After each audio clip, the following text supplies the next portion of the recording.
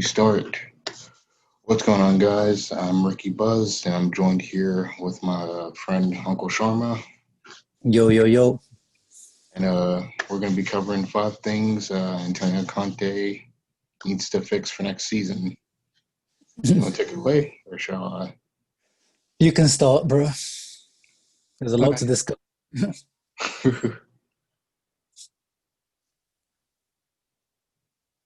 Oof. Well, as you know, we ended the season on 82 points, 1 point behind Juventus. Some people might feel that this could have been a year where we might win the Scudetto. Some people feel like it was a complete write-off, just a building block for Antonio Conte to start on. But what do you think for this season so far from what you've taken? Yeah, I mean, for me, it's definitely a positive season. Obviously, we finished it on a big negative in losing in the final, but overall, ignoring that, like just getting to the final. We haven't got to the European Trophy final for more than 10 years. We haven't finished second for a very long time. We haven't. This is the highest amount of goals we've scored ever in our history. Least losses in the league. So, a lot of positives to take, a clear playing style. So, yeah, like overall, very positive season for me. Yeah, but with any positives, there comes negatives and areas to improve. Yeah, I mean, we know that Conte is an interesting character to say the least. He's a explosive and a bit of a man child at times, and how he behaves in the media, and not very. He doesn't know how to control his emotions. So yeah, as we know, all the drama that's going on right now with him possibly quitting tomorrow. So we'll find out tomorrow what happens with him. Yeah, I hope he stays, just because players we brought in, Hakimi, and then Lazaro, the situation with that, already being loaned back out to Germany.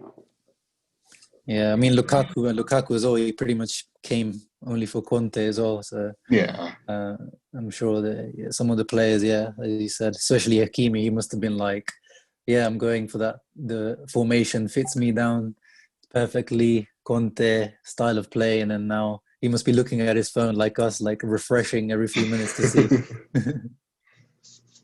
All right. So the five things Antonio Conte needs to learn for next season. The first thing I had, which most people will probably agree with, is substitutions. There's been multiple games where literally we're either chasing a game, maybe needing to change it up, and substitutions don't come. As we saw with Sevilla right before they scored the third goal, most people were crying out for a substitution, and it took until they scored and Gagliardini got a yellow before a substitution was made. Yeah, he waits too long. I was making a joke before the match with Paris Snitch on Twitter. He was asking what was the downfall, and I said Antonio Conte making substitutes at the 85th minute, and I wasn't far off. He made I think the first substitution came in like the 75th, 76th minute. Yeah, So way too late. The game was already, and then Ericsson, someone calculated the actual. So since he came on and the actual playing time in between him coming on and the end whistle, the actual playing time because of all the play acting and the fouls and the stoppages, there was only like an actual 1 minute of actual play time in between. So what can what can a player do in that time? Like what do you expect? it's almost similar to American football with that only 1 minute of play time. The rest of just Yeah. commercials. The Yeah, I second mean, thing, you can't blame no, Sevilla. I mean, sorry, I mean, you can't blame Sevilla for like their, time wasting and stuff. But yeah. it's that's when it was too late. But yeah, sorry, continue. I was like, the second thing I have is closing out games and mentality, is that's been a big killer. Where first half, like Barcelona, first half played phenomenally well. Second half, we come out literally look drained, as if we had already played like a 90-minute match. Dortmund, there's been a few matches in the league as well where we've come out second half and everything's just falling apart, as if we've come unstuck or something. Mm, Uh, San I Antonio agree. Conte needs to address the team mentality and approach the games, especially after halftime, where we either run out of steam or players start to drop off. There have been way too many games to count on hand where we've had one or two goals and end up magically drawing or losing. Yeah, no, I completely agree. Um, yeah, there's a lot of games that we can take that from. But yeah, as you said, like the Barcelona Dortmund, the biggest matches of our season. And I don't know whether that's due to, the players' mentality or the playing style or the fitness levels, but because it can't be the fitness levels, because we know that Conte and Pintus are quite famous for making these guys train really hard. So I don't know if the playing style, is just after in almost every game you can count after like the 65th or 70th minute, you just see this team like drop off. The pressing just goes and spaces start to emerge everywhere. So I don't know whether that's something that needs to be tweaked from Conte as well. Third thing I have is tactical setup and formation, because Antonio Conte loves the 3-5-2, or he loves the three at the back. Rarely, I think only 3 times, including the Sevilla match, did we ever see him run a 4 at the back. Yeah, and that was like control. right at the end of a match. Yeah. I said he needs to be a lot more versatile. And this also with Sevilla, the abundance of Eriksen, I wrote down he kind of needs to utilize all players. Christian Eriksen's one of them. I don't know who brought him in. Maybe it's someone from management or above Conte. I thought it was a good signing, but he needs game time to play, because I'm sure he's sitting on the bench just mad as hell. Like, dude, come on. I can make something happen. So I said he needs to be more versatile, as well as also change it up in Europe as well, because rarely does the three at the back work. I mean, Atalanta did pretty well with it, but they could use a little tweaking here and there.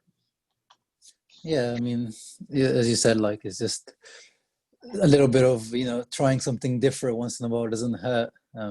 He's very an ideologue. Like it seems to be like 3-5-2 or death. And then there was a period where we were playing 3-4-1-2 for like 10 matches in a row. It just seems like once he's fixed on one formation, that's it. That's the end of it. No changing from that, unless he's like desperate at the end of the game. When we saw like where he just puts on Moses and Kandreva and whatever that formation was at the end, I don't even know. But it would be good to see a little bit of variation. Trying to fit Eriksen in, as you said, because obviously you need a different formation if you want to fit Eriksen in. So yeah, I mean, let's see if even after he leaves Inter, it'll be interesting to see if he ever changes his ways, because he hasn't until now. He was the same at Chelsea, and he was the same at Juve, same with Italy. Yep. And I only had 3 so far. Did you come up with 2? Yeah, I think you've just kind of touched on it. I think he needs to improve in terms of the rotation of players. Earlier on in the season, I think he could have rotated Brozovic and Barella a little bit more, because they were playing every single match unless they were injured. And we saw afterwards, like Brozovic, around November, December time, his fitness levels were like just dropping off, because he runs so much anyway. But then having to play every single minute of every single match affected him a lot. We saw he made a few mistakes against Parma that led to the goal.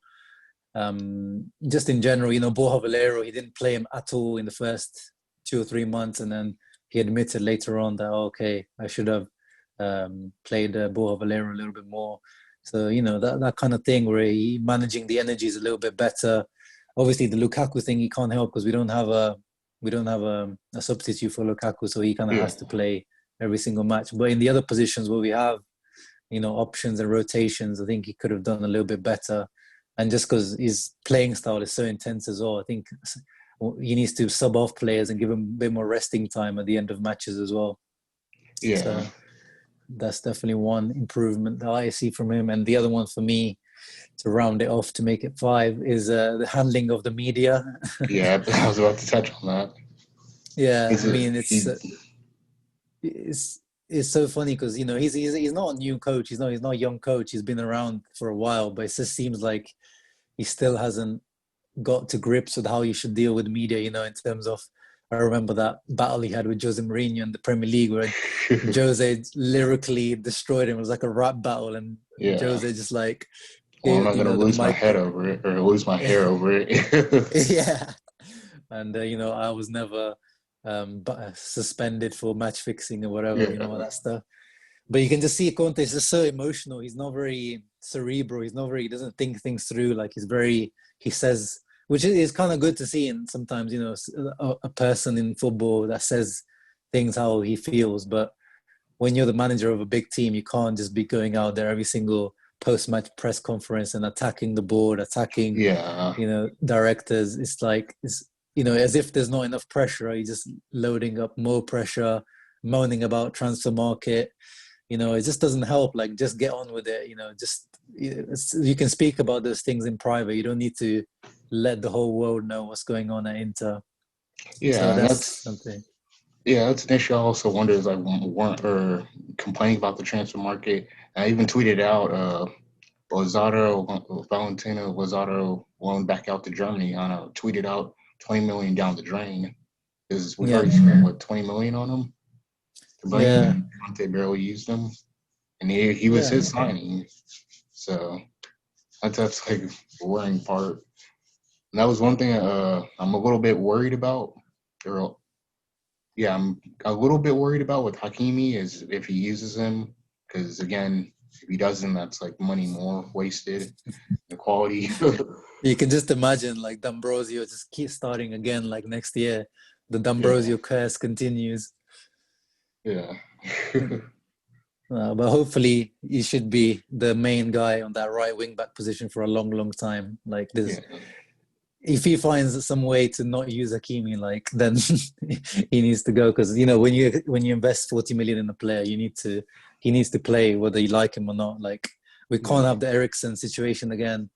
I mean, it's fine. Like you know, with Ericsson, there was you know he needed a period of coming in and out of the team, understanding. But then there's a period where you know you can't be playing Gagliardini over Ericsson all the time.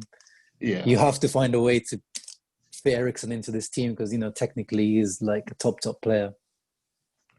yeah. Because I would have brought him on against Sevilla because they're more technical side versus Getafe, who's more physical, battling side. Yeah, but you know, in a final, you have to play people like Ericsson. You know, it's if it was Ericsson instead of Gagliardini in that shooting position where Gagliardini hit their Yes. player, you know, it could have. I'm not saying it would have been a goal, but you know, it could have been ended differently. Could have created more chances, and you know, some of the goals came from Gagliardini. I think their equalizer or their winner came from a Yeah. Gagliardini foul, didn't it? Yep. Not until he got booked So with the yellow. I was like, damn. yeah, but yeah, those are my points. Anything else that you think Conte needs to look at? Uh, not. Nope. I think that's it so far. Yeah. We'll Well, figure let's out see. Let's next. see if he stays or not. First of all, Yeah. now. Yeah. Uh, well, that's it.